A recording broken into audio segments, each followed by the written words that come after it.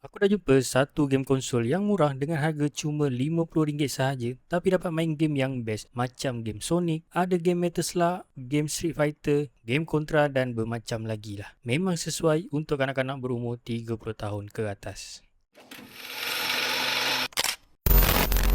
So, inilah dia game konsol model GB300. Satu retro game konsol yang murah paling berbaloi pernah aku jumpa. Menariknya, game konsol ni adalah saiz dia yang cukup compact sebesar tapak tangan je. Kalau nak dibandingkan dengan iPhone ni, besar lagi phone dari game konsol ni. So, mudah dibawa ke mana sahaja. Didatangkan sekali dengan satu user manual, satu kabel Type-C dan satu kabel connection TV. Terdapat lebih dari 6,000 games yang ada dalam ni. Yang mana terdiri daripada 7 emulator game yang korang boleh tengok sendiri dekat video ni. Cukup banyak sampai korang takkan dapat nak habiskan game-game ni semua dalam masa satu hari.